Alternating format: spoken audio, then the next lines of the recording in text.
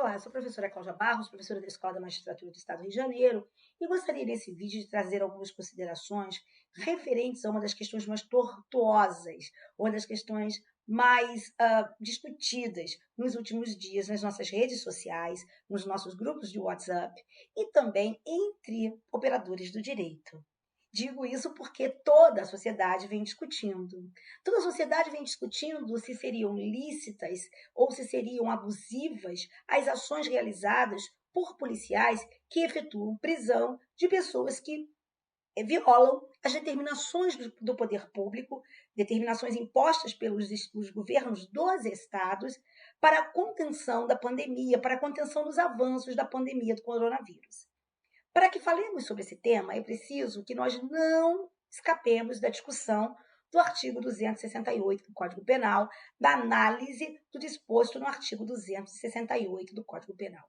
O artigo fala da violação às determinações impostas pelo poder público para evitar a propagação de uma doença contagiosa. Então, o poder público pode fazer regras para conter a propagação de doenças contagiosas, e se nós violarmos essas regras do poder público, essa conduta caracterizaria, em tese, o crime do artigo 268 do Código Penal. A questão é discutir o seguinte: poderiam os estados aqui dispor sobre essas determinações? Poderiam os estados estabelecer regras referentes a isolamento, quarentena, suspensão de funcionamento de estabelecimentos, de escolas, enfim? Essa é a grande discussão em torno do artigo 268 e de tudo que nós estamos vivendo nesses dias sombrios. O artigo 268 do Código Penal é uma norma penal em branco porque precisa ser complementada. Afinal, se nós olharmos o 268, nós não vamos encontrar nada no 268 que diga que determinações são essas. Ele diz que é crime violar, infringir, descumprir essas determinações, mas ele não diz quais seriam essas determinações. Por isso, é preciso uma regra que complemente, é preciso uma norma que complemente, trazendo essas regras. Essa norma, ela estaria numa lei apenas ou poderia estar em decretos? Esses decretos poderiam ser decretos estaduais e municipais? Bem, tem aí a primeira discussão com relação a ele, que é a natureza dessa norma penal em branco. Seria essa norma penal em branco uma norma penal em branco de caráter homogêneo e só poderia, assim, ser complementado por uma lei? Ou seria uma norma penal em branco de caráter homogêneo ou heterogêneo e poderia, sim, ser complementado por uma lei ou por um decreto? Essa é a primeira discussão.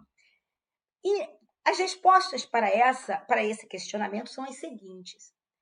Há quem diga que o artigo 268 é uma norma penal em branco de caráter homogêneo e que assim só poderia ser complementado por uma outra lei.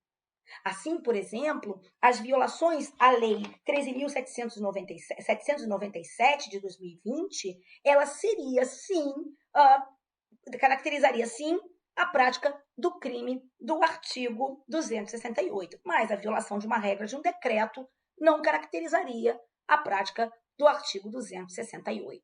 Na doutrina, eu poderia citar o professor Rogério Greco, autor de uma das obras mais lidas de direito penal no nosso país, quando cita, na edição de 2019, no volume 3, na sua edição de 2019, lá na página 437, o professor Rogério Greco entende que se trata, o 268, de uma norma penal em branco de caráter homogêneo.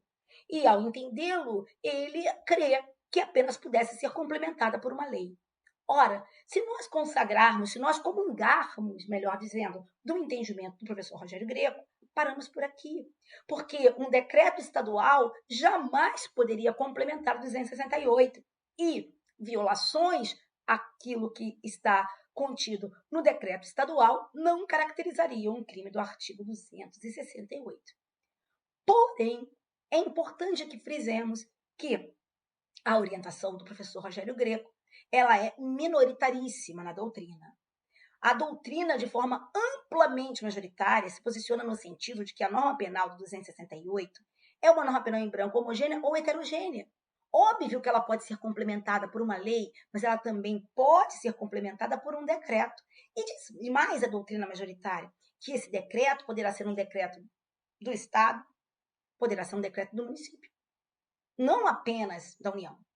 E aí, se isso é o entendimento majoritário, um decreto pode sim complementar. Quem pensa assim na doutrina eu posso citar autores tão renomados como Kleber Masson, eu posso citar Nelson Hungria, posso citar Mirabete e vários outros. Eu poderia não ter como parar de citar autores, porque é amplamente majoritário. Então, se nós firmamos que essa norma pode ser complementada por um decreto, ok. E esse decreto pode ser um decreto estadual, ok. Mas esse decreto estadual precisa versar sobre matéria da competência do Estado. O Estado não poderia avançar para acabar atropelando algo que não é da sua competência. Quando nós abrimos a nossa Constituição, nós estamos aqui diante de uma distribuição de competência entre a União, os estados, os municípios, que não é, em absoluto, fulcrada por hierarquia desses entes. Ao contrário, essa divisão constitucional da competência, essa repartição constitucional da competência, ela é fulcrada, ela tem como base o interesse prevalente, ok? Então, nós precisamos saber o seguinte: se as normas dos estados estão de acordo com a Constituição nessa repartição da competência. Vejam que, consagrando a possibilidade dos estados editarem normas para a contenção da pandemia, normas como isolamento, quarentena, proibição de frequência em espaços públicos, nós temos aqui duas decisões importantíssimas e recentíssimas do Supremo Tribunal Federal. Na DPF 672, na liminar, que foi julgada pelo ministro Alexandre de Moraes, o ministro Alexandre de Moraes destacou que que a União não pode querer unilateralmente dispor sobre questões de saúde, porque o nosso direito à saúde e à vida é algo que decorre do próprio princípio da dignidade da pessoa humana e, de acordo com a Constituição, estados e municípios podem dispor sobre saúde. Então, o ministro diz da possibilidade de estados e municípios disporem sobre saúde e, portanto, estabelecerem essas regras. Mais recentemente, no dia 15 de abril, foi julgada liminar na ADI 6341, deixa eu só confirmar aqui, 6341, exato, julgada no dia 15 de abril de 2020, em que o Supremo Tribunal Federal adotou idêntica posição, reconhecendo que a questão sobre saúde pública é concorrente, União, estados e municípios.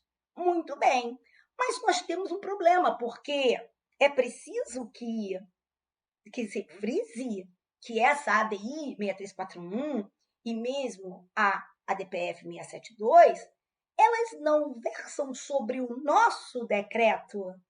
Elas dizem que os estados podem dispor. E isso, para mim, parece muito óbvio. Se nós olharmos o artigo 23(2) da Constituição, me parece muito óbvio. A questão é saber se o Estado poderia dispor como dispôs o Estado do Rio de Janeiro no Decreto 46.973. Aqui, Decreto 46.973, de 16 de março de 2020.